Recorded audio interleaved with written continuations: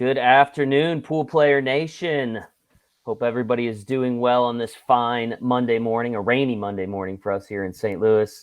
I'm Jason Bowman. I'm joined by Bill Tufts, and we are here today to Hello, talk everyone. about the upcoming APA World Championships next week in Las Vegas. Exciting time for all of us. Hopefully, all of you that are preparing to head out to Las Vegas. Bill, it's weird because I was thinking about it today, and it's like we had an event in August, which we normally do, and it seemed like a normal event for us. The same amount of people, week and a half, and now here we are, like 2 months later, and it's October, and we're getting ready to do it all over again. It's kind of like deja vu. It's weird.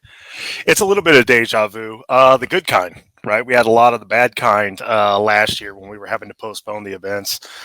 We were fortunate enough that we were able to host the August event. I think it did feel pretty normal. I mean, we're still operating in a pandemic. There were still things that happened at the tournament, masks, asking people to socially distance, those things that stay in place for most of the country. I think everybody's used to it by now. And there are things that will be in place for the upcoming event. But when it comes to the play, to the people, to the feel of the event, I thought we were right back in the groove immediately once we hit the ground, and it seemed like everybody really enjoyed themselves in August. We're really looking forward to this event coming up for our teams to get to enjoy it as well and have a good experience in October for the first time, at least for us. Absolutely. So we are just a little over a week away. I think we'll be a week away on Thursday of this week. So the countdown is on, and what we want to do today is talk to you guys about all the different things you should know, the A to Z of the things you need to know to at least get you to Vegas and into the tournament, right? What you Yep. do once you're in Vegas, that's not on Bill or I. That's on you folks. Like, what you do in Vegas is on you. So, and don't let anybody tell you what happens in Vegas stays in Vegas. That long since went away. Don't I think believe that that. went away with cell phones for the most part. Cell phones, social media, Anyway, I don't know that was ever a real thing. But anyway, we're going to talk today about all things Vegas. And Bill, let's jump right in. So I know like today, you guys are over at the warehouse packing up, right? Getting the truck Yes, all sir. loaded up, Yep. heading out to Vegas. So the folks at home in the next, week or so be packing up their bags, heading to Vegas. Let's talk to them a little bit about some of the things that they're going to need to make sure they pack. And let's start with a big one. The one thing that everybody's going to need when they get on an airplane and they get to Vegas is the mask. Mask. 100% mask, mask, mask. If you haven't been traveling, if you haven't traveled during the pandemic, those are the rules. You got to travel with a mask if you're going to travel by plane. If you're driving in, you won't need a mask until you get to the event. Las Vegas right now still has a mask mandate in place.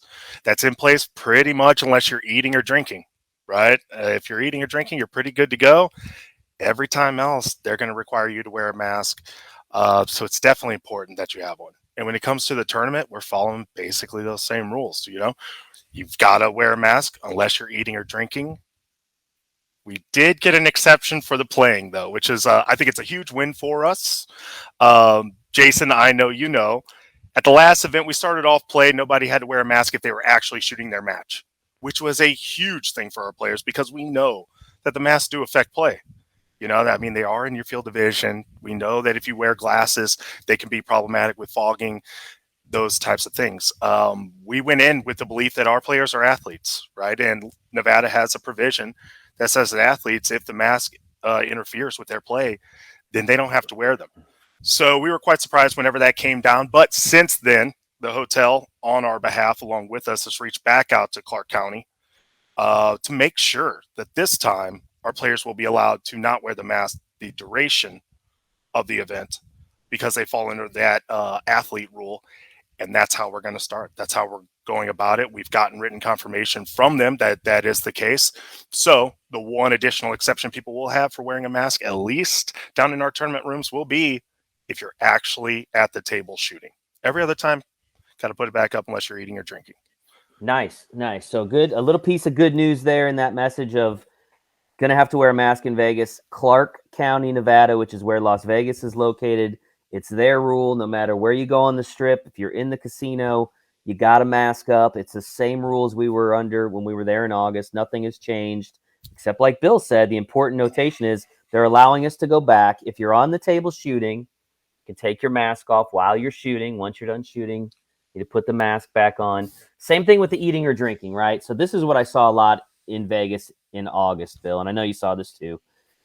I'm sitting in the finals room. I'm watching the match. I have a pretzel and a beer in my hand, and I'm just sitting there with my mask off. That doesn't really fly out there, not just in our tournament rooms, but really anywhere. Like, I went to a few casino bars, played a little video poker, had my mask, and they're like, you can take the mask down when you're drinking, but if you're just Put it sitting there back hitting up. buttons, put it back up. So that's just the rules. That's the rules we got to go by. Doesn't matter if you're vaccinated, unvaccinated. Doesn't matter if you've had COVID, haven't had COVID. Doesn't matter if you like the mask or don't like the mask. Gotta Jason, do have you it. like the mask? Jason, do you like wearing a mask? I don't. I I can mean, I tell don't you, know the. Yeah. I don't think it's the most enjoyable thing in the world, right? But those are the rules. But Rules are the rules. under those rules, we're allowed to do our thing, which I think if everybody thinks back on the road that got us to this point, the road that actually got us to this play in October, wearing the mask is a small price to pay for the ability to go out and do what we love, which are these tournaments, right? Yeah. And that has to be the focus, you know.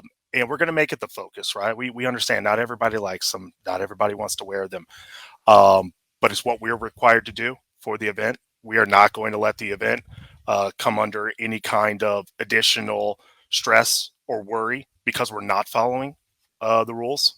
We're not going to let people skirt the rules and put the event at risk for everybody else, right? So I mean, we are going to be policing masks. What we ask for everybody when they come out is work with us, understand. A lot of us, we don't want to be wearing them any more than anybody else, right? We're working, sometimes 12, maybe 14 hours a day in that mask running around. So I get it, right? I get it. But it's not the time to make a statement about, you know, what you want to do, what you don't want to do, your politics, things like that. This won't be the forum. It just won't. The rules are the rules. For us to do this event, we all have to abide by them. And we just ask that everybody work with us and understand that's what we're going to do. We have to, right? Yeah. Keep in mind, we're it's a big event, right? And we take over the hotel, but we're in somebody else's house. We're in the Westgate's Yes. house, and they have a gaming license, right? They need to be able to have gambling continue long after we're gone in that facility, and they're not going to risk their gaming license or anything else, even as big as we are, by non-compliance with the mask rule. So, I think hopefully we're far enough into this where people at least understand this now, that this is Yeah. what they're going to have to do. Bill and I, we live here in St. Louis, which is in Missouri. Where we live, there is no mask mandate. So it is different for us to go out there and put them on nonstop, but it's like Bill said, it's what we have to do. It's what everybody's going to have to do. And it's I think a small concession to make to be able to get out there and do what we love, which is run this massive world's largest. We're going to set a new record pool tournament. So, and we'll talk a little bit more about that as we go, but definitely got to pack your mask, and quality of mask, or at least style of mask, I should say, Bill, does matter. Like, It does matter. you're not going to get away with the netted mask with the little shiny Sequence things. to kind of hide it. If we see you wearing one of those, we're going to Yeah, offer you one of those surgical masks or something that we've got available, or we're yeah, going to ask you to go get a mask that's comfortable, right? We do want you to be comfortable. But again, the masks are in there, regardless of whether you fall in line with the masks are safer or not safer. Nevada has determined that the masks are safer, and that allows them to stay open. And again, this is the Gaming Commission, along with Nevada, along with their government, saying this is what keeps us safer and allows us to operate openly, right? In regards to that safety, the type of mask does matter. Now, we're not going to dictate that everybody has to wear an N95 or you have to have, dual filter mask, that kind of thing. But we are going to say a mask with open holes in it isn't going to fly, right? Bandana's not going to fly. You're going to have to actually have a mask, right? And it's a large room. We've got a lot of people out there, and this falls kind of in line with the dress code too, where we see a lot of people who don't adhere to the dress code, right? We do, and we deal with it on a case by case basis when we're out on the floor. We're going to do the same thing with masks, right? If we see you wearing an inappropriate mask, we're going to ask you to change, right? So just be aware that's going to happen. We're not really going to deal with people being upset about it because we've told everybody. We put it in writing. The event program's going to go out. It's in there too. I mean, they're not going to let you get on a plane with one. We're not going to let you in the tournament with one. So if it's a style they're not going to let you get on a plane with, you're not going to get into our tournament room either, right? It's just the way it's yeah. got to be. Yeah, and again, it's not necessarily our choice, but it's what we got to do. So if you're just joining us, the good news is, well, number one, you have to have a mask in Vegas. Everywhere, though. It's not just at the Westgate. It's not just Yeah, at it's our not us. tournament. It's Everywhere you literally go. everywhere. So if you're really opposed to masks, you need to rethink coming to Las Vegas because it's mask town right now out there, right? One Don't hundred forget that. percent. But the good Yeah. news is, like Bill said at the outset of this, was when you're shooting at the table, kind of like we started the pool player championships in August, we had a change during the event, but the players can take their masks off while they're shooting at the table. So that's a small win, I think, in the I overall think that's a huge win, discussion. Jason. And just on the mask, one last thing. I thought the players were awesome in August regarding the mask. Considering going into it, the first event we've run, got to wear a mask. Mask mandate went in place over the summer, right? It had been taken away, then it got put in place. We put out the messaging. I thought the players showed it with great attitudes about it. Everybody understood. The day came where we were told that the players would have to wear the mask out there, right, when they were shooting. I thought the players rolled with that excellent as well. I couldn't be more proud of the people that were out there and the willingness to do what it took to get the important thing done. And the important thing there was the competition, the play, that opportunity to be together in that environment again. And I think people really took that to heart. And I'm expecting the same in October. All right, cool. So we've talked about masks, right? Mhm. Let's get into the more normal stuff that you're gonna want to make sure you've packed for Vegas. Probably number one, you're gonna want to pack your cue, right? Your pool cue. You should know if you've not been on an airplane before or in the last, I don't know, 20 years, you cannot carry your pool cue in case onto an airplane. You're gonna need to check that in your luggage that goes underneath the airplane. I think most people take their case, put it in a bigger bag, wrap their clothing and stuff around it. It gets checked on the plane, easy enough. I've heard stories about people successfully navigating through TSA with their queue and carrying it on the plane. More Don't often than bank on not, it. though, yeah, more Yeah. often than not, the story I hear is I couldn't get on the plane with my queue. So I would advise save yourself some hassle. Just pack appropriately. So when it comes to clothing, obviously it's Vegas. Lots of walking happens in Vegas, at the Vegas airport, around the casinos, down the strip. Everything is a good walk, right? So comfortable shoes, tennis shoes, you're going to need them on your feet, no It's a doubt. But huge thing. the interesting thing about this, Bill, and going in October is, Less you know, swimsuits, maybe. yeah, most of us are used to going in Yeah. early May and in August when it's super hot. And both those months are pretty warm. Like the pool is open. October is going to be different, and people are going to need to pack more appropriately. So I think weather typically like mid 70s during the day, warm, Yep. right? Like you can Yep. go out in shorts during the day. Sure. Nighttime, though, it drops It's down into like dropping. the 50s. Yeah. Yeah. And I'll be honest, Jason, I haven't been out to Vegas in October. Yeah. This will be my first experience. Normally, we've wrapped up in August. Our year is done until the USAM in November, right? We don't make it out to Vegas very often. So, what I've been doing is just checking the weather every day. And what I found is, remarkably, it's a lot like here. It's a lot like we live in St. Louis. The weather's been pretty similar here, maybe even a little bit warmer here than it's been out there. So I'm looking at it different in what I'm packing. Everybody needs to do that, right? Some people run a little hot, some a little cold, that kind of thing. But definitely keep in mind, this isn't a normal APA tournament time of year. So Right. what you packed for the Whirlpool Championships in 2019, you're probably not packing the same stuff to this one, and just be cognizant of it and make sure that you pack appropriately. One thing I will say is tournament rooms are typically colder, right? They have been. Now, again, having not been out there in October, can't say exactly what's going to be like. Most of the time, that's due to them having to crank up the AC so high during the day to stave off the 114-degree heat outside, Hmm. that at night when the body is empty, that cold air is still in there, right? I don't know if it's the same thing in October. I'll get to find out before everybody else hits the ground because I'm there, good 4 or 5 days early. Um, but what I will say is in the tournament rooms, plan to have a jacket. We've always told people that. I don't think that this is any different. The only thing here is you're probably going to want a jacket anyway, especially if you want to go hit the strip at night. Yeah, and you got to remember Vegas is a windy town, right? Like Mhm. it's not abnormal to have 15, 20 mile an hour winds, especially in the evening, which means if it's upper 50s and windy, you're going to want to have a pretty good jacket, maybe a hoodie underneath kind of situation. So pack the long pants, pack the hoodies, pack a jacket. You'll be in good Comfortable shape. shoes. Yeah, get those Comfortable comfortable shoes. shoes. Yep. Now, we're going to talk about it because I run into this every year. We'll talk a little bit about the dress code. Dress code in general, it will be in the event program, right? We want you guys to dress nice. We will address the things that don't fit that code. I'm not going to read it off to you. Everybody should be aware of the dress code, right? Definitely pay attention to it. What we see year after year are the teams that didn't think they'd make it all the way to the finals room, Jason. They came and they did not think they were going to make it that far. It's a lot of teams to go through. It's a lot of play, whatever else. But then when they get to that day, they don't have the appropriate attire. I can tell you 100% we are going to be policing the attire in the finals room. So much so that we've changed the dress code for the finals room because of some of the issues we've been presented with, some of the challenges that come from people coming into the room that come from different places, that different styles, different things. We're trying to make it as simple as possible. So for everybody, this is super important.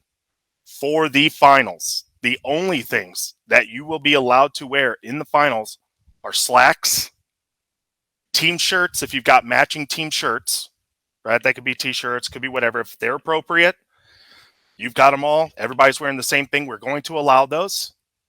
If you don't have those, you're going to have a polo, right? So it's slacks, team shirts, or a polo.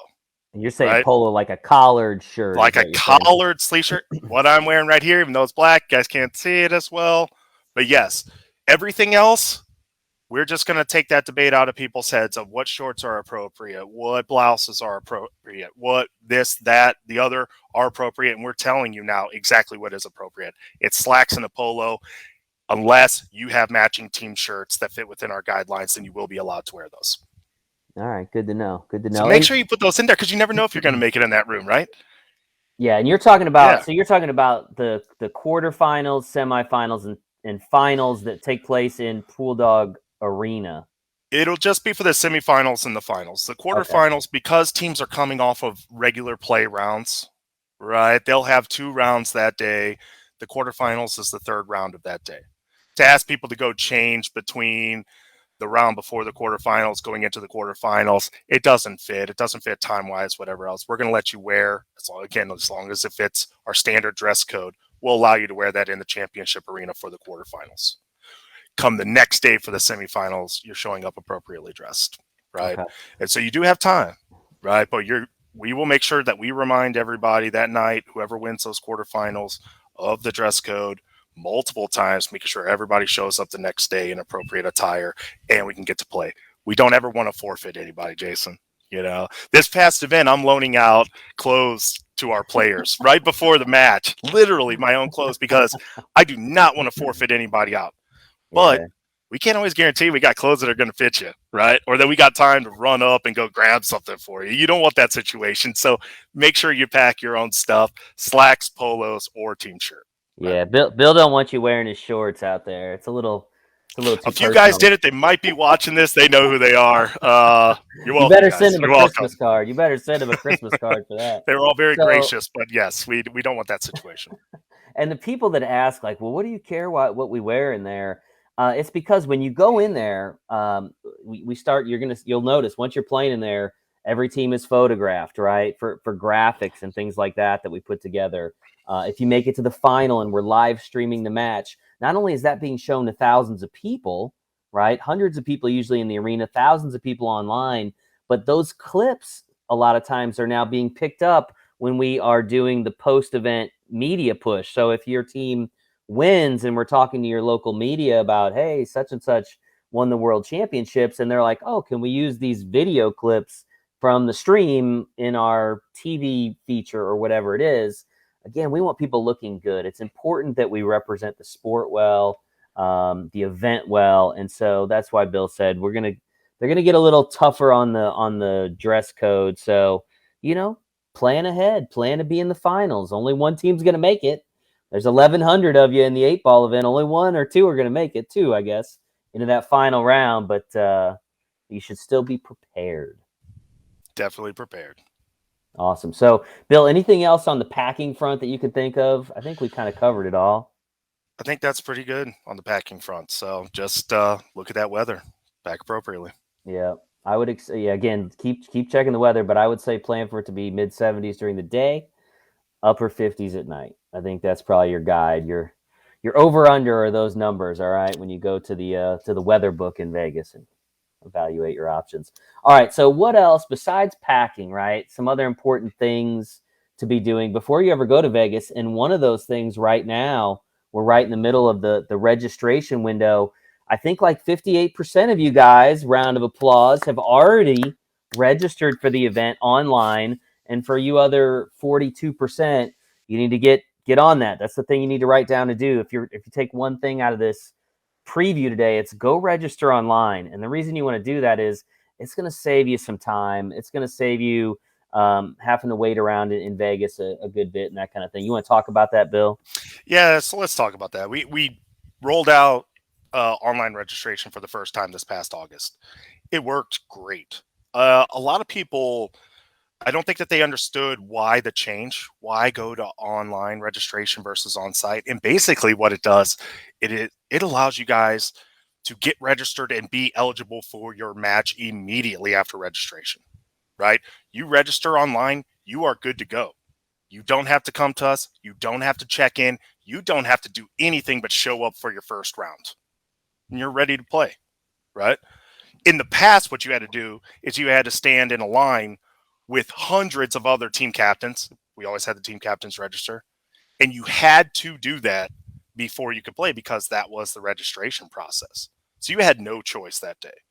So that affected flights when people were flying in, affected your whole day on who's going to stand in line, how long you're standing in there, what time are we going to go, but we got to get it done before we can play. We've taken all that away, right? You register online, you are good to go to show up for your match. Now, this is a little bit different. Each individual player registers for themselves. They have to register for themselves, and they have to register before they'll be eligible for that first round. So let's say you have 7 out of 8 players all register online. Joe didn't, right? Joe either has to register on a very limited on-site registration. I want to be very clear. It's very limited on-site registration. He would have to register then before his first round of play, or the score sheet's going to go out and Joe's not going to have a skill level. Joe doesn't have a skill level because Joe didn't register, and Joe's ineligible for that round. Now, we would allow Joe to register after that to get eligible for the next round, but once that score sheet's printed and it goes out, there is no coming back, right? So what we're encouraging everybody to do is do the on-site registration. Save yourselves time of having to stand in any lines just to be eligible to play, right? Get it done, know where you're at, know where we're at, moves quick, move smooth, right? Now, there is one other component that people have always put with the registration. We've separated it out. Normally, when we used to register, you would register on site. You would also have your captain would also pick up your goodie bag and your qualifier award money, right? That each team gets whenever they get to Vegas. We've separated out those two functions, the goodie bags and the travel assist, or the qualifier award money. So now what it is, your captain will be required to still go and pick that up for you, but he can do that anytime, right? We've got a window set up, but he can do it at his convenience, and the lines are going to be shorter, and he doesn't have to go do that just to be able to play. You could play your first round, then go do it. You know what I mean? So your flight gets in late. We're not playing the first day because not everybody plays the first day of the tournament. They're a huge tournament, got a ton of tables, but not everybody's going to play in those rounds. He can go get it the next day, right? He doesn't have to force himself to get there early to go do that, go pick that stuff up. It's at your leisure, and I think that's the part that people missed. So what we ended up seeing in August were people that were standing in that line super early, like the old days, like you had to. And I'm sitting thinking, like, you guys got all day, and I'm actively telling people, you literally have all day. You don't have to stand in this line right now. You can come back when there's nobody standing up here. Our staff's still going to be there doing this. You can go do whatever you want. So I think it's just kind of a change. You know, people have been there a lot of times. They remember the flow and whatever else, and it's on us to get the messaging out there. But that's a big part of what we're doing right now is that it is different. Register through the member services app. get yourself registered. You are eligible to play. If you're a team captain out there or you're a player on the team, make sure your teammates are all doing it too. Hold them accountable. That way they print on that first round score sheet, right? That way they're eligible to play. Then when you hit the ground, come pick up your money and your goodie bag when you feel like doing so, right? Give yourself that time. I don't personally like to feel rushed, especially for something this important. This process allows people to avoid the rush, right? Nice. So the takeaways there, you need to get registered online if you haven't yet. Not just you, the captains, but every person on the team needs to register online. You do that through your member services account. That's the account you log into to look at your stats and your standings and your schedule and all those things. So if you haven't set up your member services account, do that first. Then you'll get a notification to register for the tournament, and you'll be good to go. And like Bill said, do yourselves a favor and don't rush down there to be the first in line when you have plenty of time to come back when there's not a line. I mean, there's a lot of lines in Vegas. There's going to be lines Everywhere. at the airport. There's going to be lines checking in. There's going to be lines. And we can't save you from all the lines, right? We could save you from this one, though. But we can save you from that one, right? We can save you from that one. So that's definitely take advantage of it. That's a good tip for those of you that tuned in today. You're going to like knowing that. You don't have to go stand in the long line. Just wait till it's whittled down to very few people. And it does whittle down. It absolutely whittles down. Nice. All right. So we know we need to get packed. We know we need to get registered. And then I guess we got to get on the airplane. And I know I've got Becky. By the way, I should have mentioned this at the outset. We're going to take questions at the end after we go through a lot of these things that you may already have questions about. We will answer questions at the end that we maybe didn't cover.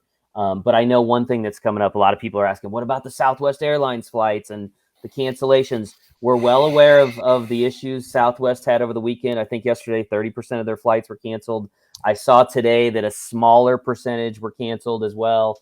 I don't know that there's a lot we can say about it, Bill. I mean, you and I are both on Southwest. Now, you leave this week. You leave later this week. I'll leave Friday. I won't be out there till next week. But I think the only things we can really do are to keep checking our flight schedules and making sure nothing changed, right? Nothing got canceled. Now, Southwest is typically going to notify you through either the app, which if you're not on their app, you should be if you're flying Southwest, or through your email. They're going to contact you if a flight gets canceled. But here's the thing. Sometimes those notifications don't come right away. And if you're checking every day, you may have a little bit of a head start if you need to make some adjustments to your flights. Absolutely. Right? So I can tell you, for me personally, I don't fly out until a week from tomorrow, Southwest. From now until then, probably a couple times a day, I'm going to be checking my flight just to make sure, at least until things get resolved, right? If the weekend rolls around and there's no more issues with Southwest, I probably won't be as worried about it. But that's what I would encourage you to do. Beyond that, like I've seen people say, what do we do if our flight's canceled? You're going to have to talk to the airline. Like there's nothing APA I don't think could do. You could check with your league operator. I mean, it's a conversation you might want to have with your league operator. Some of the leagues are booked, I think, maybe through group sales, depending on how they handle their travel, and may be able to help you. But for a lot of us, we're just going to have to figure it out, right? We're going to have to navigate through, and hopefully it won't be an issue. Again, I don't want to alarm people because we're talking a good week and a half before the vast majority of members start heading out there, but you should know about it and you should be checking on it and thinking about it and be prepared. One way or another, Bill and I are going to Vegas, whether we got to drive our own cars out there or something, we'll definitely be there. But again, your options are your options. If you can find a flight, great, but hopefully come next week, it won't be an issue. Bill, is there anything you want to add on the Southwest? No, I think it just comes down to, this time there was a lot of flights. We noticed that a lot of flights, obviously, made major news. But we had issues in August too. There were some airlines that experienced issues. We've had issues in the past, long before COVID came around, with weather impacting flights. I recall one time when our staff was trying to get out of St. Louis and a tornado hit our airport, and our staff had to scramble to find a way to get out to Las Vegas in time to work the shifts for the people that were coming out there, right?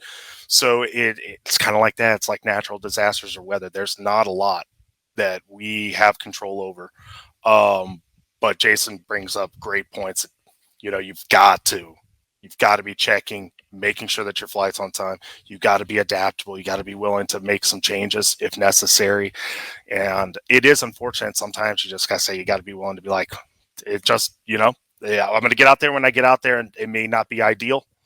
But you just got to do your best, right? We all do our best through these things. Maybe have a plan B. Yeah. Maybe talk to the team and be like, all right, if we got to road trip it, what kind of van are we getting? Who's got the best cars? Because I'm sure rental cars will be in short supply.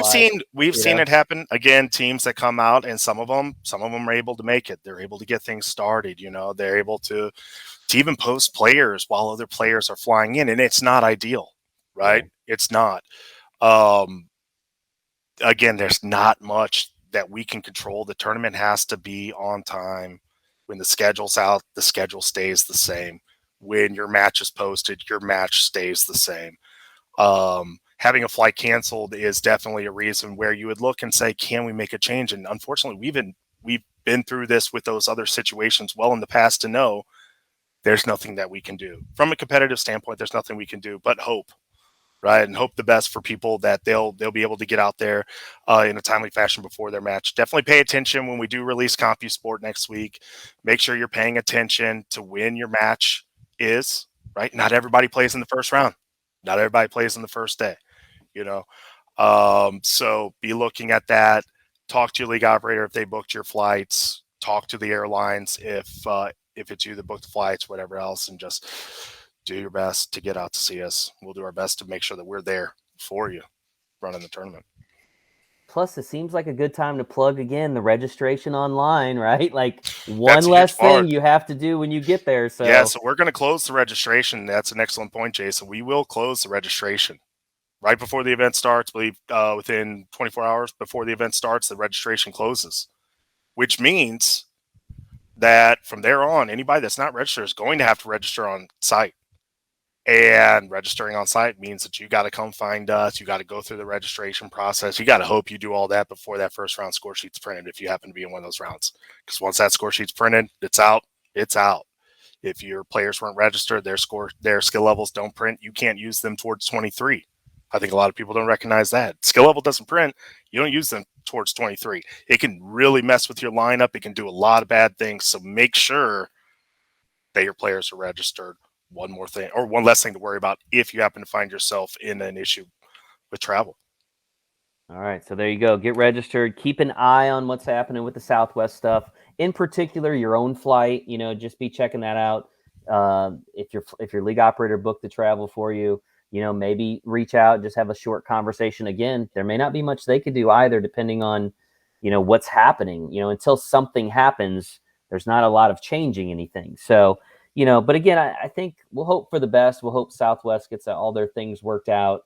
But it never hurts to be thinking about what you might do if, right? Like having just kind of a loose backup plan if it comes to that. Because like Bill said, I'll never forget the year we had the tornado in St. Louis. The next day I drove to Kansas City. I flew out of Kansas City on a flight with several others, and that's how we handled that. So. Just be aware of what's going on, right? And be thinking about it, checking on it as best you can. But don't lose any sleep over it just yet, I don't think. Yeah.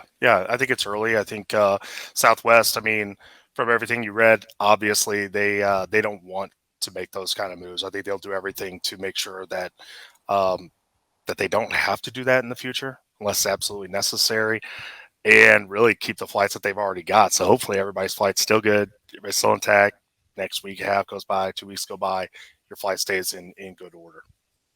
So there you go. And if you're driving to Vegas, you're still in good shape. Just check your app for traffic on the way, right? That's all you got to worry about. So we're going to assume everybody gets to Vegas. And now we're going to speak specifically to those, again, that are flying, which is the vast majority of people. You arrive at Vegas, McCarran Airport, and now you got to figure out how do we get from airport to the Westgate or potentially to wherever you may be staying. Not everybody stays at the Westgate. So there are some different options to get from the airport to, generally what I would recommend, depending on your timing and when you arrive. But if I'm going to Las Vegas and I'm staying somewhere besides the Westgate, but I have plenty of time, I'm going to my hotel first to check in, and then I'm going to go to the Westgate and check out the pool tournament area and all that stuff. Um, for the vast majority that are going straight to the Westgate, there's several options, right? Or anybody that's getting transportation from the airport. You've got on the very low end, right? The cheapest way to do it would be like a shuttle. They have like a 12 or 15 person shuttle van that I think you maybe pay $10, $12, and you get put on there with people that are going to different hotels, and they line you up and they drop you off at your hotel, and I think it's probably fine. I've not actually done that, but if you're traveling solo and you're looking to save some money, on the high end, on the real high end, and this may appeal to some people that are traveling with their team, you can get a limo, right? I think for about $75 or so, you could probably arrange to be picked up at the airport in a limo. Now you got to tip the limo driver too, so you're probably about $100. But if you got 6 people, if you can get 7 people in the limo, maybe. I Hey, mean, yeah. it's not a bad way to get to Vegas and just feel like, yeah, Oh, we're in you can. Vegas, baby. Well, now you don't have to worry about how long the ride is, whatever else. You want to cruise down the strip in a limo and do it that way during the day, whatever. You can take your time and do it. It doesn't cost you any more money to have them drive that way than to just go down Paradise and get you straight there, right?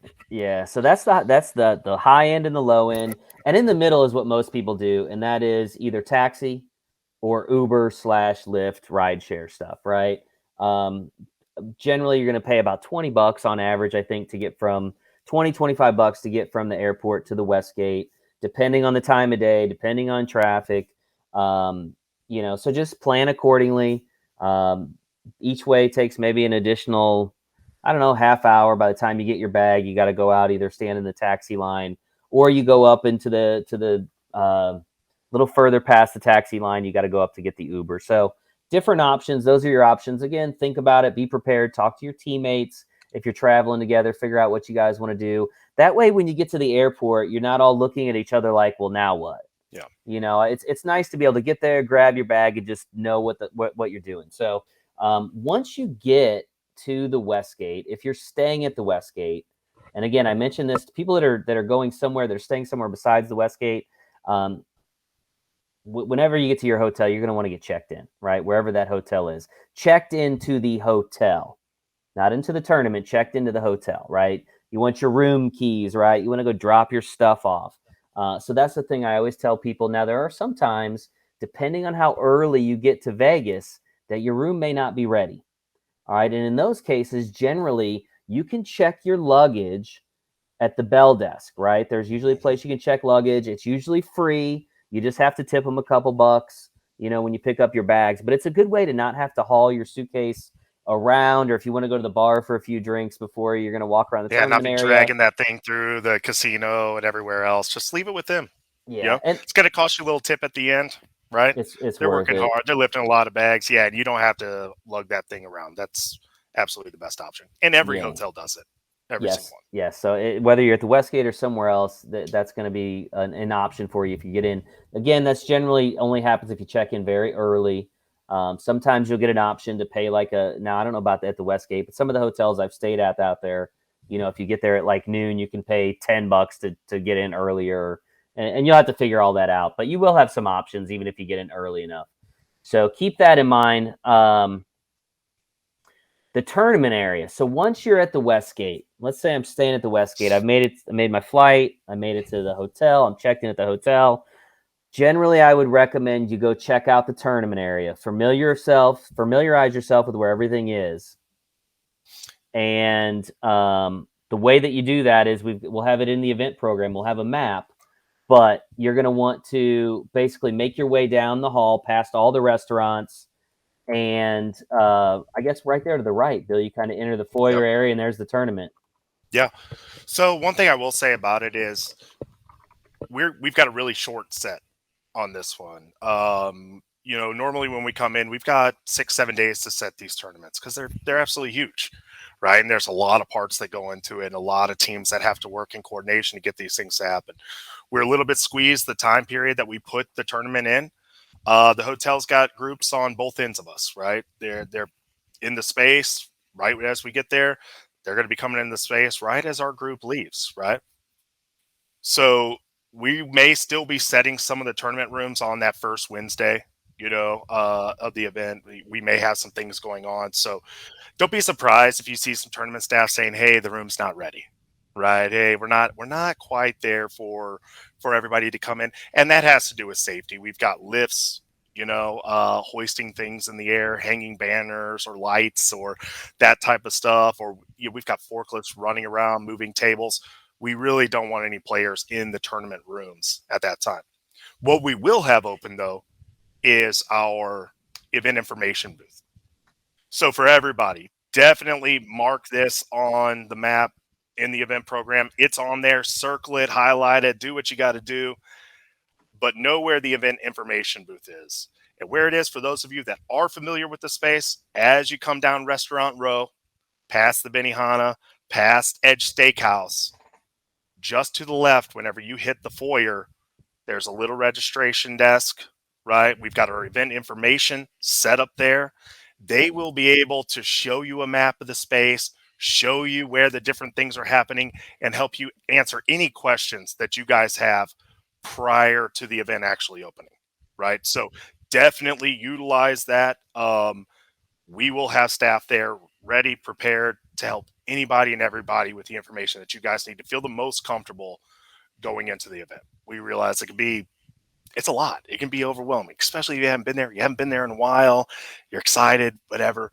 We want to make sure that the one thing that nobody's anxious about or, has too many questions on that can't get answered is just the tournament itself. And we've got those answers. We're going to have the staff there ready to help you and help you find those answers where you can find them going on so that you don't have to go to event information every single time. They're going to give you the resources and the places you need to go to get the answers you need throughout the entirety of the event. Excellent. And we're playing 8-ball first this time around, followed by 9-ball, right? It is 8-ball first for this event. So if that gives everybody a little glimpse into what this thing is the new record holder. It is the world's largest pool tournament. It is massive, right? Just flat out massive and awesome. It starts us off. 9-ball comes in after. You guys are looking at the graphic now, right? I told you the previous world record was 722 teams. 9-ball is at 835 teams. So that's absolutely massive in its own right and bigger than any other individual tournament we've run. So the combined numbers for these put us well over that 14,000 registered participant mark just in those two events. So it's quite an impressive feat, and really it's a testament to our players hanging on with us through the pandemic, allowing us the opportunity to get to this point, to be able to move the events forward with confidence that our players would be there whenever we got around to it. And then to our team, working so hard to make sure that we are going to make this thing work for everybody. It's going to work, and it's going to be awesome. No other way to put it. It's just flat out awesome. So 8-ball is running October 21st through the 26th. 9-ball will be October 25th through the 30th. That 25th, that 24th, 25th.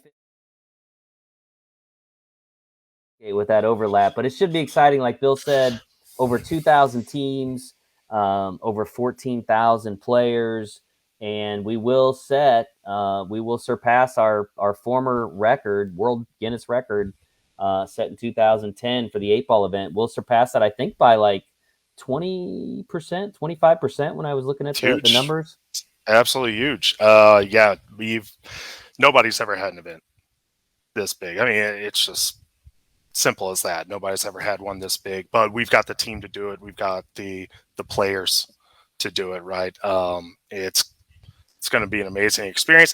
The only thing, if 9-ball was playing first, we'd get to break it first with 9-ball and then break it again with 8-ball. We are doing the 8-ball first, and once we break it, 9-ball doesn't quite beat it, but it will be a record for 9-ball and by a long shot. I think 2019 we had 535 teams or so, and now we're at 835. So pretty awesome. Yeah, and I think as I was looking at the prize payout charts, it looked like 1.1 million and some change, and that's not including everything that comes in and out of minis, which is another couple 100,000. But the thing that I noticed though was that the top prize, and I know the other prizes grew as well, but the top prize, first place in 8-ball goes from 25,000 to 50,000, right? And Yes, it in does. 9-ball goes from 15 to 30, 15 to 30, 30. Okay, so 15 to 30. more money available So than yeah. ever. So if anybody's been paying attention throughout these lives, I think Jason and I have done more of these than I can remember. But I know during one of those, I said we probably wouldn't do that. We probably wouldn't increase the top end dramatically. We would probably take the money as we normally do and feed the field, right? Give as many people a chance to go home with something and have a good experience as opposed to just loading everything for that one team that's ultimately going to walk away a champion, right? We know one team and they deserve what they get, but we also feel the rest of the field does too. You know, everybody deserves something. What we ended up noticing with the money you came in, the teams that hung around and who was going to show up was that we could do both. So we did both. So we're going to get pay down to a further place. I want to say 256 is the furthest place we're going to pay out in 8-ball. And we were able to increase the top end of the field, allowing people that chance because there is such a larger field to go through. That team that does make it, they're going to get a little bit extra, as well as everybody else. The money does back down. Second place is still pretty impressive. I don't have the number in front of me, but I do know that it's pretty substantial in both formats. So it's something that our players did call for. They were asking about it. Wasn't sure if we could do it. We were able to do both. I'm happy that we could do both for them. Yeah, super exciting for everybody who's going to be playing, especially those teams that make it into that final day. You're going to be looking at some added prize money there. So definitely very exciting. I mentioned Mini Mania. I assume we're going to have lots of Mini Mania going on. Oh yeah, I think I yeah. We're saw gonna 300 and something different mini events or something like that. Does that Oh, sound right? it's higher than that, Jason. I want to say Is it? we're in the 800s, I think. I do believe last time I checked. I mean, and we're running those, not quite as around the clock. We're not going to do 24-hour things. We're being a little kind to our staff here as well. What we found is a lot of our mini mania that would happen in the morning, early in the morning, and a lot of our mini mania that would happen real late at night. They just wouldn't fill up. We'd have a lot of no shows. We have a lot of forfeits. We'd have a lot of sales. It just the product. While we had the supply, the demand wasn't there. But what it did do is it had our staff working, till 4 a.m. to wait for one table to get done. For the last hour. And honestly, when we were looking at the return, it just wasn't there. There's going to be plenty of time for people to play pool, plenty of events for them to get in. We have cut down some of those super late ones and some of the super early ones, but they're trust me, there's plenty to play. And we are also bringing back our Mega Mania events. So this is something that we did in August. They're larger scale doubles events, 8-ball and 9-ball, varying skill level limits. These are pretty big fields. I mean, we got fields of 64, we got fields of 32. So these are larger ones. When we're going to play these is when our events kind of wind down and we're not using all the tables for the main event, right? When I say the main events, I mean 8-ball world, 9-ball world. When we're doing 8-ball world, 9-ball world, we're playing in the two biggest rooms we've got out there, two biggest conference rooms. So they take up all the tables for those two rooms. I mean, it happens pretty much throughout. I mean, these are huge brackets. That 1,091 teams is playing on a 1,536 team bracket, which is just absurd to even look at. You guys ought to see one, like print it out and see what one of those looks like when you put it all together. It's crazy, but it takes a ton of tables to get through this thing and to get through it in reasonable time. The time we've told you we will get it through. But as all tournaments do, once we get to elimination and the field starts cutting down, there are tables left, right? So we know people want to play pool. We want you all to play pool. And so we're going to give you that opportunity with these events that are built specifically during those times. So they also happen to be when most people are kind of done in the main event. They have been eliminated, and you got your horses that are still running in the main event, and they'll have their space and they'll be separated. But for everybody else who's actually now they've got the time, they've got the freedom, it provides those events to them. So it's a win-win all the way around for everybody. Yeah, and I was way off on the number. 845 mini mania events. Yeah. So I knew it was in the 800s. yeah, Yeah, so a lot those of guys are incredible. yeah, Yeah, like that Bill mini said, mania team is a special thing to see those guys just run those off just continuous throughout the day, and the amount of tournaments that they're actually administering, it's a sight to behold. For anybody that hasn't, We were talking about the awesomeness of the upcoming World Pool Championships, the APA World Pool Championships, kicking off next week in Las Vegas at the Westgate. Should be a great event, a record-setting event in terms of its size, in terms of its payouts, in terms of the number of people. So should be a fantastic event. I think we have covered most of the details in the first portion of the stream. If you're just picking this up now, you're going to want to go back and watch the first portion of this stream that answered everything from what you should be doing before the event to getting to Vegas, to getting to the hotel, to what you do when you're at the hotel, to pertinent event details. All that's going to be covered in the front end of this stream. So again, if you're just now joining us, kick back over to our earlier on our Facebook page, and you can see a lot of that information. So, Bill, picking up from where we are now, are you hearing me, Bill? You're tapping. I hear you. Okay. I'm good. I think what we should do from here forward is do a little Q&A, question and answer session. I got some questions early on that I want to address, and then if anybody else has any questions, feel free to ask them here in the chat, and we will try to answer them as best we can. So, Bill, let's see here. Question-wise, we already talked about the issue with Southwest. You know, again, if you're booked on Southwest, they're dealing with some issues. I would encourage you to go back to the beginning or the last stream before we got caught off to hear what we had to say about that. Some specific questions about T-shirt that says "Nice Rack." This girl knows how to use her balls. I'm guessing that is not going to be allowed. That particular shirt. So here's a simple rule of thumb: if you have to ask, it's probably not allowed. Yeah, right? You're asking for a reason; it's probably not allowed. Yeah, it's funny though, but probably not one. Humorous, but again, we have pictures. We have people. This ain't all varying degrees of humor, right? We have kids that come out and look at this stuff. Got to make it appropriate, right? Yeah, and it's a fine line between like funny and too much, right? And so we got to make it kind of a black and white deal. We got to err on the side of caution, right? We're going to. So and again, you talked extensively about dress code. You'll catch that in the first portion of the stream. But some specific questions, it looks like, from the ladies. Number one, can girls wear skirts? I think the answer that I heard you say is no. What about crop pants? You know, I'm just gonna crop pants. I'm guessing those are like slacks, short, like slacks that are short and only go to like the mid leg, maybe. Yeah, as long as they're slack, like, you know, and I'll defer to my wife, who actually, when we were looking at wardrobe, pointed those out. We're going to allow this. I mean, to us, that's a type of slack, right? You know, if it's questionable, definitely ask us on site. If you got a picture of it, you want to shoot it in, we can review it before you ever come out. You probably want to bring them anyway, right? Bring a different pair. As far as the skirts go, though, I'm just going to address some things. You know, what we found in the past is what looks appropriate on one person doesn't look appropriate on the other. So a skirt's not just a skirt, right? And a blouse isn't just a blouse, and shorts aren't just shorts when we get to the guys. Like, there are varying degrees, and it's not all, we can't cover them with words.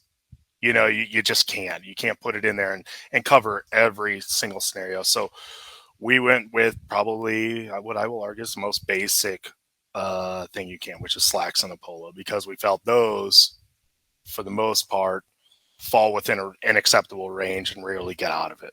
Right now, not saying we won't test it, not saying we won't have to maybe make a call on that. They do have to be good, but we're really making it easier for people, because unfortunately we've had people that come in that believe what they're wearing is appropriate, and by the written word, it may be appropriate.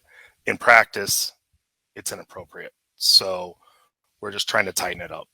Yeah, and it gets, like you said earlier, and again, I don't want to keep saying this, but I want you to know that there was a lot discussed in the stream before it cut off. You should go back and listen to it, but you have a little more flexibility up until the semifinal round, right? The rules change when you go from quarterfinals to semifinals and you move into the Pool Dog Championship arena, right? Yeah, and that variance is why we do see people that one person thinks they're inappropriately dressed. Another person says, well, it said I could wear these, right? And we battle that in the room, in the masses, when there's tons of people, and it's a difficult job, right? So mostly what we're looking for there are egregious, you know, instances of people not following the dress code. That's what we're going to key on the most. So we're pretty flexible. We're not going to be that flexible in the semifinals and finals. We're just not. That product directly goes out to every eyeball on earth. You know, we hope, right? That's our goal. So we want to make sure that what's going out is appropriate. All right, good enough. And again, refer to the event program. Go back and watch the beginning of the stream to get more details on the dress code if you'd like to. Question here: do you have to put your highest skill level? Just wondering if someone was a higher level but has gone down. Do they sign in at the highest they have been, or what they are now? I'm guessing highest level. So the app, when you do the registration app, it's going to pick from different variables that are actually written into the certification statement, right? I'm not going to go into every single one, but a few examples are your highest session ending handicap from the time that you qualified. So that's an interesting one going into this year. We've got teams that qualified in 2020, players 5 in 2020. They've been playing. You know, they dropped to a 4. It does happen. They get to their world qualifier. That could happen. Who knows when that happened? It happened different times all throughout the year as leagues were opening up. Jason, I know you're very familiar with the world qualifier schedule this year and how many weekends we were running. It was basically every single weekend for the entire year, with a couple exceptions. Somebody was running a world qualifier somewhere. At that world qualifier, they would have had to play at that handicap of 5 if they had dropped to a 4, right? Now, after that, again, they may still be playing as a 4 post world qualifier. When they get to us, they're going to have to play as 5 again. There aren't two ways about it. It's an anti-sandbagging measure, right? It really is. I mean, I think it's pretty well known. We've had teams get qualified. Players play real well. They do real well in the tournament. They go up in skill level, probably where they should be, more true to their actual. Then when they win, they try to lose. Some teams, and it's unfortunate that happens, but we can't be naive about it. It does happen. What the highest session ending handicap allows us to do is make sure that people come in when they were playing their best, what they're capable of in a tournament setting when they're taking it serious. You know, it's a different thing than when they're playing in league and maybe drinking beers, whatever else, taking it serious. We're not going to let you drop below that, not coming into the tournament. Now, after you're in the tournament, our handicap review committee reviews every round, right? And I think one thing people don't know is that people go up, people go down in these tournaments. Everybody thinks you only go up, and that couldn't be further from the truth. You know, they're going to look at your record and they're going to determine. But coming in to start, you're going to start at your highest session ending handicap. That's most of the time what gets people. The other thing, if you're playing higher right now, right? You were a 5 when you qualified. You're a 6 right now. You're going to be a 6 in the app whenever you register. You're going to be a 6 when you register on site with us, which, again, nobody should do. Do it online. But it's going to have you as a 6. And you know why? Because you're a 6. If you were a 5 when you qualified, I get it. But you're a 6 now. And I can't tell the people you're playing against that, well, he qualified as a 5 and he's only been a 6 for a couple weeks. You're a 6. So you're going to have to start the tournament at 6. But again, people go up, people go down too. So if you can't hold that level and you're not performing, the opportunity is there to go down. They'll review it. The handicap review committee will make that determination. So those are the two big ones. But on the app, it's going to show you the skill level we got you at, right? It's going to show you, and it's going to be one of those things: highest session ending handicap, current skill level, or skill level you're playing at in another area, which people, you know, we know if you play in another area, we know what that skill level is. It's going to pull that one in if it's higher too. So something to be aware of, right? All right. Some other questions. We had a question about Poolapalooza. No Poolapalooza this year. Poolapalooza was our annual pool party at the Westgate, and if you listen to the earlier portion of this presentation or this stream, you would have heard us talking about the weather in Las Vegas in October, and it's quite different than it is in August. Not so much pool-friendly weather, if you will, at least swimming pool-friendly. And so I think it probably didn't make a lot of sense with what the conditions are like out there. Plus, we are still in the middle of the pandemic. The idea of putting lots of people in a small space didn't seem like the best thing to do right now. Lots of people in a space when it's not. I mean, there are going to be lots of people, and I don't want it. We're not going to skirt that fact. We've talked about in the earlier portion how large this tournament is. True. We are not going to get around the fact that there are going to be a lot of people here. You are going to be around a lot of people, right? If that makes you uncomfortable, this won't be the event for you. That's just the way it is. This won't be the event for you, and we understand it completely, right? But for most people, they're going to come, right? They're going to be playing, but expect it. There are going to be people everywhere. But when you're in the tournament room, that's necessary to the competition. That's necessary to playing pool. The pool party, the risk involved potentially at the pool party or thereabout, right? That's extra. That's an extra kind of curricular thing that we do for fun, right? But we don't want it to impede the tournament. Plus, with the numbers we're talking about, our focus is going to be on running the best tournament possible. The pool party, it's awesome, but it does take staff away. They've got to focus on that. It's another component to things that we've got to adjust for. And then when we were looking at the weather, you never know what the weather's going to be like, even if it's good, 70 degrees. You don't know if it's going to be windy at the pool. You don't know if it's raining. It is October. It's going to be cooler. I don't doubt people are going to be in the pool. It just didn't make sense. Plus, there was the other thing of we got two giant groups. When do you do it? Yeah. Right, you're going to do a pool party. When do you do it? That most people could even experience it if you could, and that's what we ran into in August. And we're facing the same things this time around. But the good thing is there'll be plenty of pool to be played. So in those times when normally the pool party might have happened, that's when we're running those Mega Mania events. Right, we're going to give you another opportunity to play pool, which I think most people prefer. It's good to party. Plenty of places to party in Las Vegas. Not plenty of places to play in the tournaments we're talking about and the size that they are and the opportunity to afford you as an APA member. Yeah. Is there a chance that players on both my 8-ball and 9-ball team will have to play at the same time on the crossover days? So there is a chance, right? But with the numbers we're talking about, it's minimal for the most part. One, you got to be double qualified in your league area. That's kind of rare.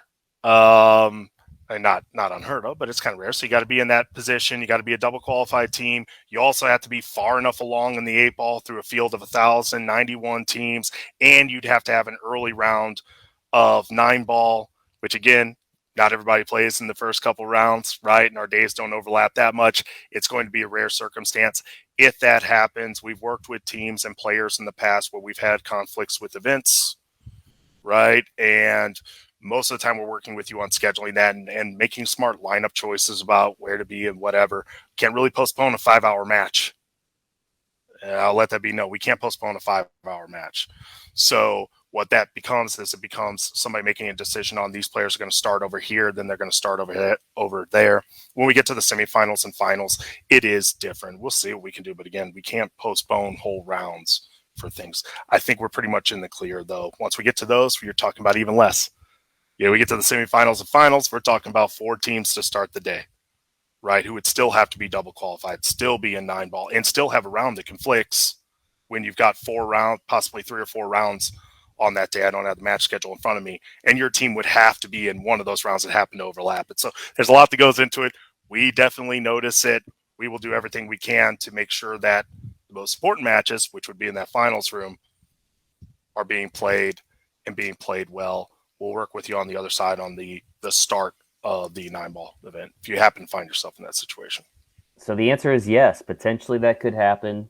Not a very likely scenario, but it's very possible. Unlikely. Yes, it's always been possible. That's not a new challenge. Our schedule has always overlapped, and we've overlapped with. Normally, it would be the Showdown Series events, right? So we would have ladies and masters and Jack and Jill and all these other team captains, all these other events that you could have potentially overlapped with. We don't even have those this time. So I would say that the instances that this occurs is actually less. Yeah, but we're pretty well practiced at it. We haven't had anybody miss a semifinal match yet, and we've never forfeited somebody out of their 9-ball match because they were playing in semifinals or finals. So we'll find a way to get it done. Excellent. Spectators are allowed, correct? spectators are allowed. Spectators are allowed. They got to follow the same mask rules, same everything, right? That the players do and the teams do. But they're absolutely allowed, and we've got seating for them. Obviously, preference goes to the pool, which means that when we're talking about spacing, things like that, that goes to the arenas, making sure that that's as comfortable as possible for our players and our officials that have to work those arenas. Yeah. After that, that's when we get to the spectator seating and what we can build in. So can't guarantee you're going to have all the seats that you want for every match that you want. What I can say is that we do have spectator seating on every table. You will have an opportunity to have somebody watching. If you come out with an entourage of 30 plus people, though, and they all want to watch your one match, some might be standing behind you while they do it, right? Yeah. So just know we provide everything that we can. We put as much in because we know that experience is important. Having the spectators watching, having your friends and family be able to see your match and cheer you on and be a part of the experience is huge. So it will absolutely be provided. It's interesting. This question didn't come up, but I think this is a good place to mention it because what we've seen over the last several years is a lot more players live streaming their own matches, right? They're Mm-hmm. setting their phones up on tripods or some type of device, and they're literally live streaming it. What are the rules and restrictions for live streaming your match? I mean, obviously, once you get into the finals in Pool Dog Arena, we're not going to allow you to live stream in there because we're live streaming the match. Correct. But up until then, you do have that option. But there's got to be some what the other team has to agree to it, and what else? Yeah, the other team has to agree to it. For the most part, I will say that when streaming first came around, there was more apprehension from some people to having live streaming happening while they're playing their match, things like that, the attention, that kind of stuff. We've seen that wane to a certain degree, and more people are live streaming. Where you set the camera up matters. You can't set it up in an aisle, right? A lot of people want to use tripods. They want to try to find a place to set it up. That does matter. You got to be accommodating to the opposing team. They can take up a lot of space. We've seen some very inventive people out there and how they set up the cameras on their phones and things like that. You got to be cognizant of all of that stuff. For the most part, yes, people are going to be streaming. Expect people to be streaming, and honestly, both teams should be accepting of it, I would think. But if one team really isn't, they're really opposed to, we're going to side with them, right? You're not going to be able to stream the live match. I will say there's a lot of phones in there. There's a lot of things going on, right? There's going to be a lot of people doing this. So anytime you're in a place with that many people and they're all using their phones at the same time, also expect that it may not be the best thing that ever Yeah. happened. You might experience some glitches as we did earlier, right? So, but we If definitely encourage it. I mean, show your friends back home what's going on. Let them know what's happening. We're all for it. if you're a wanted person, you should rethink coming to Vegas. It's kind of like if you can't wear a mask, you should rethink coming to Vegas. If you don't want anybody to know you're in Vegas, don't come out to Vegas, right? This Because wouldn't be the one. Yeah, there's this wouldn't be lots the of one. photos being taken, and whether they're being taken directly of you or not, you just never know. So that's I think probably that's some a good. great point, Jason. I mean, one thing about these events is we're out there. We've got our media. We've got our photographers running around. They're going to take pictures. They're going to take videos, and we're going to do that. Like, I mean, that's part of the thing, and people want to see that coverage. They want to see the footage afterwards, and it's part of what people sign off on whenever they come out there. Now, that's us. They don't necessarily sign off on their opponent doing it, and that's what we're respectful of, right? But we do want that sportsmanship. We want people to work together towards this, and what we've seen is people have been great. You know, just make sure you keep them out of the aisles, keep them out of our way. We do have to keep those clear for fire department reasons, safety reasons, things like that. So if you try to set it up in an area where we're not comfortable, we'll definitely let you know. All right, so question: team qualified almost 2 years ago. I know you've heard this question. Now it's tough to make 23 as our players got better. Was there any consideration to increase the 23 rule? I will say that yes, we did consider it, but our product is 23, right? Our product's 23, and I think we allowed enough exceptions. I think our staff can attest to that. Our league operators can attest to that, and many a team can attest to the fact that as teams ran into trouble, trying to remain qualified, trying to remain playing, with skill levels, we were very good about trying to accommodate them and allow for exceptions that we wouldn't have allowed for in the past, such as roster changes, things like that. Now, that said, all that's over. Though that's over. Exceptions are done. Everything's done. What you got now is what you got. And if you can't make 23, it falls into every other team that can't make 23, unfortunately. Good news is we do have the 4 to 19 rule. You're not out, right? Do have 4 to 19.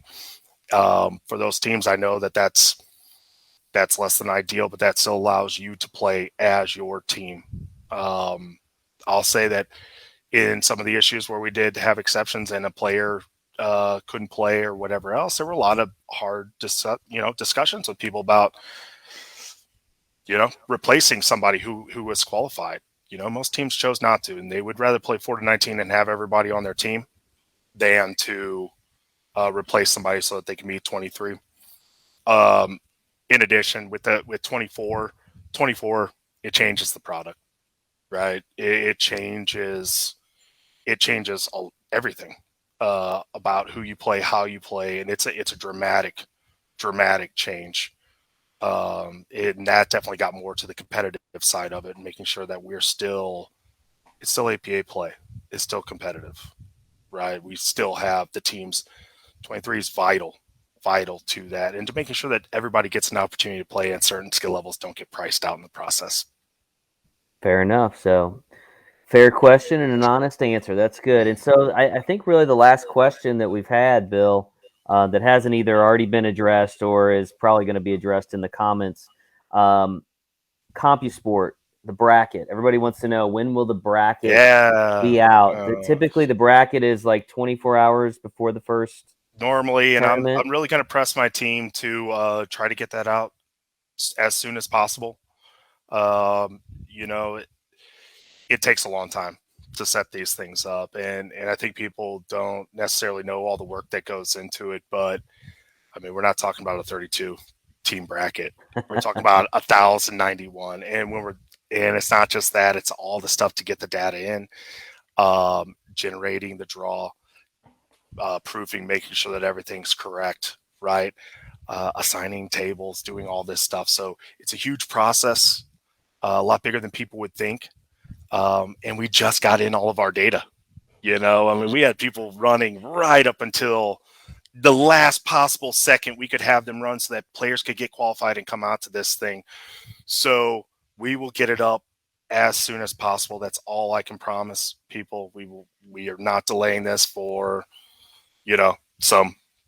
some nefarious reason, wanting to hide it from people or something like that. It just takes that long to coordinate the data. So as soon as it's ready, we will get it out there for everybody to see.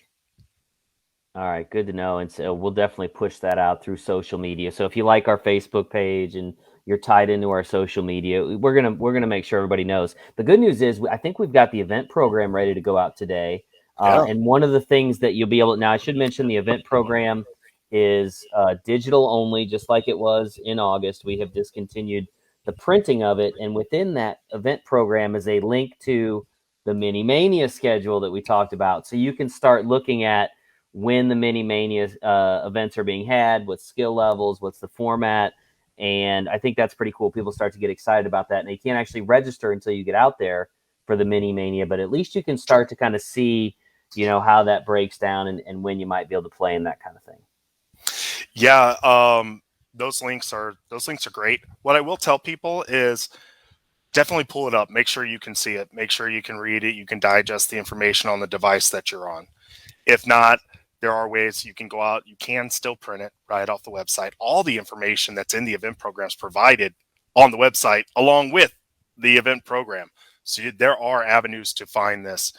Definitely make sure that you've got a copy. Definitely make sure you look at the Mini Mania schedule. And then one thing that I think the really savvy teams and players do is when the CompuSport data comes out, and now they can go in CompuSport and start looking at wins, losses, and the times that they would have to play. They really start mapping out that tournament experience and saying they know for a fact, win, lose, whatever else, we're in this position. I've got 5 hours here. And then they're starting to look at those Mini Mania events during those 5 hours, and they're lining those up and they're getting ready to go sign up for those because they know they've got that free time. right? So with the tools out there, you could definitely do things like that. The Mini Mania schedule is huge. We got events for everybody. They don't always work with, they're going to overlap with your team events. You want to make sure, give yourself enough time, not feel the pressure of having to play in the team event while you're trying to finish up your Mini Mania. Really make sure that you're paying attention, you got it lined out, and you'll have a much better experience. But Mini Mania schedule it's a big thing. It's pretty, people love it, and you can print it off as well too, so you can have it on hand. Excellent. So lots of things to look forward to over the next week or so as you prepare for Las Vegas. Again, make sure you get registered online. Every member of your team's got to do it. You're going to save yourself some time, and you're going to offer yourself some convenience once you get to Las Vegas. So don't forget to do that. Pack accordingly. And again, if you just happen to catch the tail end of this live stream, go all the way back to the first one. We got broken up here towards the end when the stream went down. A lot of good information on everything from getting from the airport to the hotel, what to pack, what to expect at the tournament, when the brackets will be out, all the things that you're going to want to know are going to be covered, if not in this shorter second portion, but in the first one for sure. So, and if we didn't get to your question, we'll try to go through the comments and make sure we get you some answers there as well. Jason, I've got one more topic that we didn't broach, and I'm definitely going to put it out there. We do not have formal captains meetings at these events. It's something we had in the past. It's something that we are not doing now. What we do have are the team captain videos, basically the player meeting videos. Everybody can see them. Now it's not a thing of only captains get to see them, and then we kind of hope that the captains maybe share it with their teammates. Maybe some do, maybe some don't. Everybody can access these. Everybody's responsible for knowing what are in those. Those are posted. Those will be available prior to the tournament. You guys can go out, look at the videos, make sure you're aware. A lot of it's stuff you guys are going to know from the OTM, right? From the official team manual. Some of it's going to be stuff that you know from the tournament rules, from the World Qualifier rules you played in or past Whirlpool Championships. Some of it's going to be procedural stuff that's very unique to the environment that we're playing in, right? But it's stuff you still need to know. That's the stuff for you newbies that, it's invaluable, right? It's going to tell you how score sheets come out, what to do, where to go, how CompuSport works, where to see your matches, how matches are called, all of that stuff. It's going to tell you about general rules. As far as just don't jump over pipe and drape kind of stuff, Jason, things like that. And it touches on dress code, all of this stuff that we believe you need to know and highlighted from the information that's already provided on Pool Players or through the event program. This is the stuff we're definitely focus on this. Again, you guys are responsible for knowing it. Make sure you watch those videos. Make sure you know what's in them. If you have any questions, there will be tournament directors on site to help you with those. All right. Important note to wrap things up. So we appreciate you guys tuning in. Again, sorry this went a little longer than I think we had expected, but there's a lot of things to unpack with this event this year, and obviously some of the changes that COVID brings in terms of the mask and things. So just be knowledgeable, know what you need to know to get out there and to do it in a safe way. And again, you can refer to this video. You can refer to the videos that Bill just referenced that'll be out prior to the tournament. So there's going to be a lot of information still coming at you. But we hope you got a lot out of this that will make your experience a little more seamless. And we are looking forward to seeing you guys all in Las Vegas next week. So until then, adios. See y'all.